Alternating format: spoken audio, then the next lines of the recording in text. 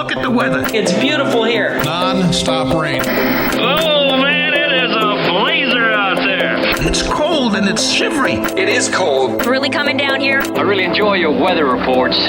From the All Indiana Podcast Network, we're talking weather in a whole new way. From historical events to what's coming up, plus weather news, science, safety, fun facts, and more. I like where this is going. This is Weather Weekly.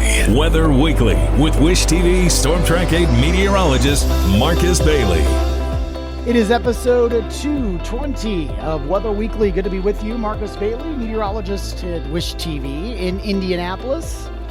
And coming off a pretty active weekend here, not only across central Indiana, but of course, really the eastern half of the country, dealing with its first legit severe weather outbreak. Unfortunately, loss of life with some of the severe storms down to the south.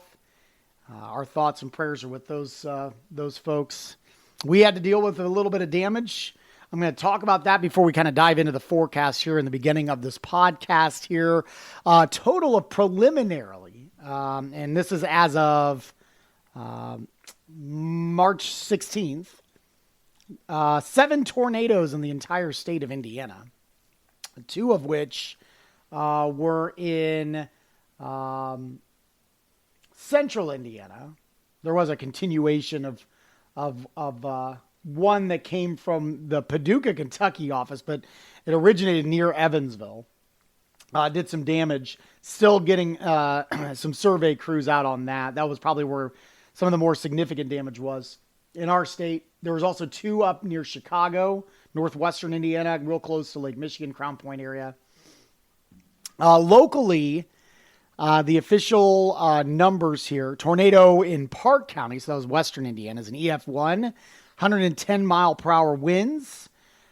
The length was on the ground for about 2.5 miles. This is near the town of Mecca. Did do some damage to a garage, completely destroyed that. 150-year-old barn was mostly destroyed. There were some other residents nearby that had some tree and pole damage. Thankfully, no injuries.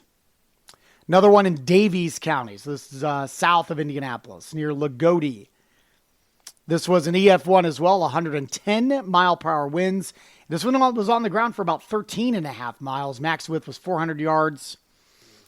There was a farm in Davies County that sustained damage. That was the most significant. Something to note, there was a piece of a 2x4 that was thrown and driven through a windshield of a semi-truck. 2 large grain bins were destroyed, and some debris was thrown at least a mile northeast of the original location. And then the third is Jackson County. Again, I'm just focusing on central Indiana. EF1, 105 mile per hour winds in Jackson County. This was south of Brownstown. This was on the ground for about 2.25 miles, and the max width was 50 yards. This was a real brief spin up, briefly touchdown. Did do some damage to a mobile home where the entire roof was torn off and the walls were collapsed.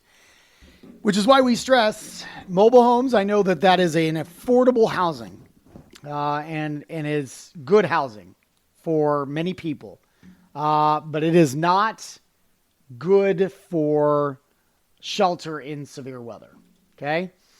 And so just a good example, that was an EF1 is not all tornadoes can do damage, but in the grand scale of things, an EF1 is not the strongest of tornadoes, and you see what kind of damage that did. So now as we enter into severe weather season, I'm not trying to discourage people from living those type of homes, but I am encouraging people to make sure they have a safe place to go, whether in that community there is a shelter that you can go to. If not, if you're more in a rural area or the community does not have a storm shelter, then you can find a business nearby, preferably one that's open 24 hours, because if something happens in the overnight. This happened at 5:13 in the morning on a Saturday morning, so there would be, your average business would not be open at the time, but somewhere you can quickly get to. All right. Just a friendly reminder. Also a friendly reminder, make sure you have a way to get alerts. Many of these storms happen overnight or very early morning when people were sleeping. Storm sirens are not meant to be heard indoors these days. It's an old technology. They serve their purpose. But you could ask any county EMA that are responsible for sounding those sirens. Their preference for you is own a weather radio in your home. And another backup is make sure your alerts are turned on your phone. Several weather apps as well. Shameless plug, but our Storm Track 8 weather app does a pretty good job of alerting for severe weather. And you can put several locations. I have my mom's up in Muncie. I have our home as well. So that way I can kind of keep an eye on multiple places. All right. So that's just a quick little recap. Sorry, this intro went a little bit longer, but I did want to kind of just briefly recap that. Most of the reports that we had were of wind damage or wind reports. We had several areas that exceeded 60 mile per hour winds. There were some power outages. There were some flooding issues too, especially along the I-69 corridor, both south and north of Indianapolis. There was a very thin swath with a combo of rain Friday overnight and a Saturday, and then that second round that came in Saturday afternoon that put down a quick 2+ inches of rainfall. And so there was a lot of standing water in some of those spots. Okay. So thankfully things are going to quiet down at least a little bit here. We'll be able to dry out and have some nicer days coming up for any cleanup efforts that are going to be going on after this weekend severe weather, which we will touch on for the week ahead forecast, March 17th, 2025. That is next here on Weather Weekly. It is the week ahead, March 17th, 2025. Let's go ahead and dive in. It is St. Patrick's Day on Monday, and a lot of people are going to be wanting to do some fun festivities in and around central Indiana. Weather's not going to be too bad. It's going to be coolish. It's not going to be terrible. Not going to be as mild as what we enjoyed for much of last week, unfortunately. But I do think we brighten things up. I think it really should be a decent day. Winds are going to be a lot more calm. So even though it'll be cool, it's not going to be unbearably cool. Kind of, hoodie weather. It'll be tolerable to be outside for an extended period for sure. Mostly sunny skies and highs into the mid 50s as we get under the influence of high pressure here for Monday as that cold front continues to move east.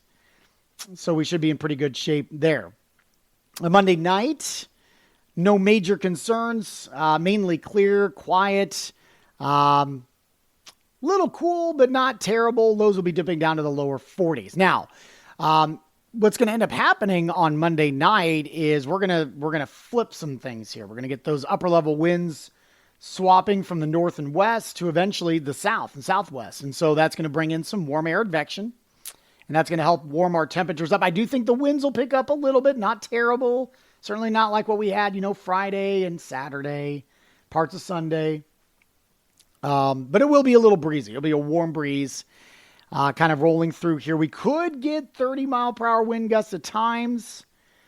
But it really should be nice. We'll go mostly sunny skies. I think highs will push close to 70 degrees. Not bad. And again, mostly sunny for much of the day. There might be a few clouds that kind of roll in here Tuesday afternoon, and then we'll increase the cloud cover Tuesday night with that warm air advection combo. We'll only have lows into the mid 50s, so it should be tolerable heading into the overnight hours. Maybe a little breezy, but not terrible. I think they'll relax a little bit. Wednesday, kind of cloudy. I'm going to go partly to mostly cloudy skies. Again, pretty mild. Not as warm as Tuesday. But it should be warmer than average day. It will be a little breezy. We're awaiting our next storm complex to come in. Morning should be dry, but I do think the afternoon and evening hours are likely going to be wet and possibly stormy as well. I'm going to go highs into the mid 60s and wind gusts 30 to 40 plus. So borderline advisory type of day we will see. But just an early heads up on that. I will say the system is pretty dynamic. It's borderline, what I would call marginal severe. There's no real outlook on this yet. It doesn't have the dynamics that the system on the from the weekend had.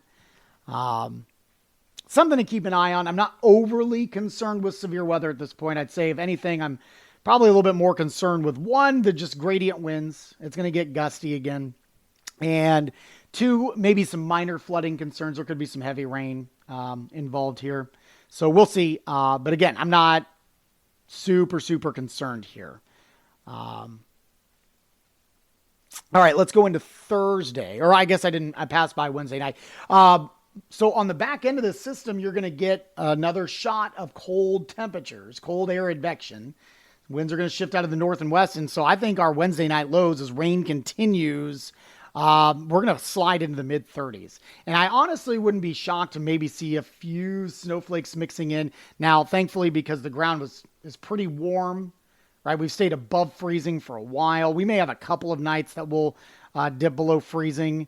But overall, since last week, we have been running very mild. So the ground should be warm enough, even if we cool down to near freezing Wednesday night and we get some wet snowflakes mixing in, or maybe even just flip the switch completely, nothing should really stick on the road specifically. All right. So not concerned with that. Thursday, it's going to be a very chilly day, raw day, blustery day. We're going to have some light showers kind of lingering on early Thursday morning. That rain should start to move out by the afternoon, and highs will only be into the mid and upper 40s. I don't know if we'll even make it to the 50s, unfortunately. So not fun. Not going to be a really pleasant day. Friday is a little better. The nice thing about this time of year is you're going to get these shots of chilly temperatures, but they are very short-lived. And so while Thursday is not going to be the most fun day, we will warm up nicely by Friday. So partly cloudy overnight Thursday night, lows around 30. I think we'll dip just below freezing. But Friday, mostly sunny, and we should be closer to a little bit above average, actually. Mid and upper 50s on the way for Friday. Weekend, there are some chances for precipitation. I'm just kind of glancing at the long term with the models here. And again, once we get out of the wake of Thursday's system, Friday should be dry. And then Saturday, maybe in the afternoon hours, we get a brief shower. And we'll warm up to near 60. Sunday, I think most of the day is dry. We may have a few showers kind of working into southern parts of the state by late Sunday night, and maybe more significant potential for precipitation on Monday. So that would take us to the 25th. That's kind of getting to spring break territory there. And as of now, track would not be favorable for a severe weather threat. Again, we're kind of getting way out there, though. All right.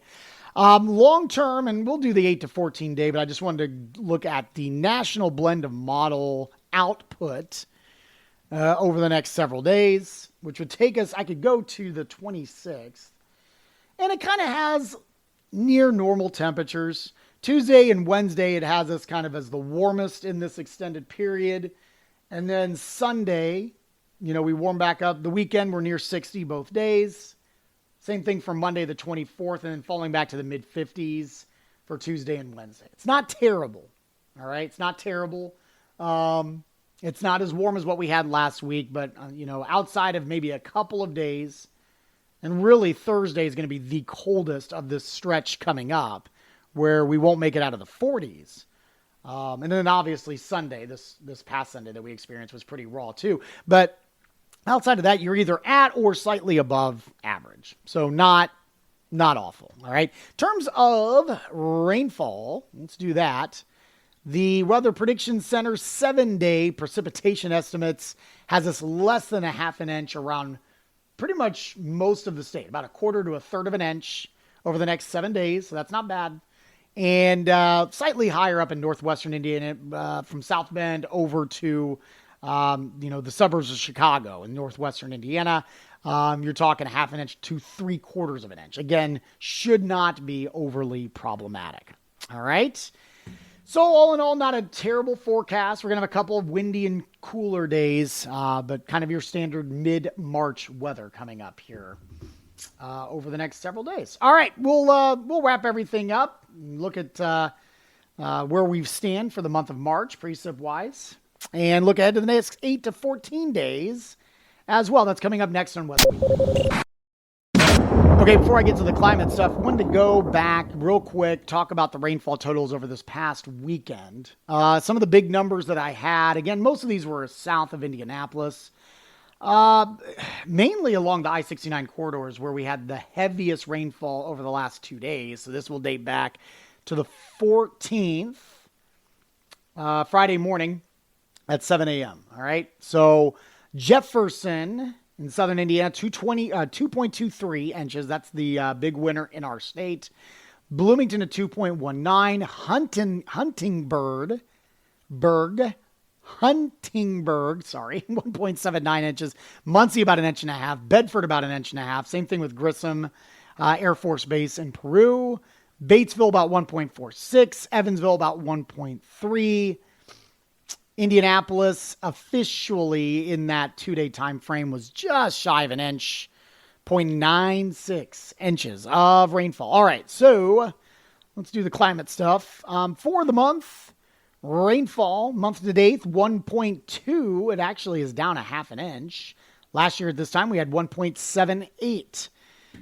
And since the beginning of the year, we're at 3.89, down 3.32 inches of precipitation. No snowfall for March. Let's keep it that way. Or actually, I guess we got a tenth of an inch. We'll hopefully keep it that way. We actually are down almost 2 inches from average. And since July 1st, we stand at 20.5 total. We're down 3.6 inches of snowfall. Again, I'm hopeful we're getting to the point now we're not adding any more to that. I think everybody would be probably just fine with no more snow. 8 to 14 day puts us at near normal. So it kind of confirms what I just mentioned. It goes a little bit beyond, but this would be March 23rd through the 29th. Near normal temperatures for basically the eastern half of the country, and some slight signals for above average precipitation. Nothing too extraordinary there. 3 to 4 week outlook. No strong signals on temperatures. This will be 29th through April 11th. Equal chances either way. And maybe some signals that we stay above average in terms of precipitation. Here, no changes to the drought monitor. I would expect, though, we probably see a little bit of improvement with that. We still have a moderate drought in the northern third of the state. Southern half or whatever is fine. Technically, in the Indy metro area, we are abnormally dry, but I would expect that we're probably going to see at least some sort of improvement to that forecast here. All right, that's all I got. So should be a pretty, hopefully, quiet week for you. Many of you, this might be the last week of school for spring break. So enjoy, and hopefully the weather cooperates, whether you're staying at home. We'll look ahead to that coming up next week. And or if you're going south for a week or more, hopefully things are going to be looking pretty good for you there. And we'll maybe take some peeks at that as well. All right. If you have any feedback, always love to hear it. Shoot me an email anytime, marcus.bailey@wishtv.com. You can also reach me on socials, Marcus Bailey Weather on Facebook, and at Marcus Bailey on Instagram and X. I'm also on TikTok as well, so you can check that out. What else? Oh, yeah, you can get our forecast 24 hours a day on our website at wishtv.com/weather. And, of course, our free Storm Track 8 weather app. Just go to your phone's app store. I believe you have to search for Wish TV Weather, not Storm Track 8 Weather. Just FYI. You can also get my forecast Monday through Friday on the TV side, locally in Central Indiana, Channel 8. And, of course, always online at wishtv.com and hit the live stream. I'm there Monday through Friday, 4 a.m. to 10 a.m. Hope to see you soon. While you're here, make sure to check out all the other great podcasts, all part of the All Indiana Podcast Network. Have a wonderful week. We will talk to you soon, and God bless. Discover more from Storm Track 8 Weather and Wish TV. Online at wishtv.com and when you follow Wish TV on Facebook. Plus, be sure to check out more great podcasts from the All Indiana Podcast Network now at allindianapodcastnetwork.com.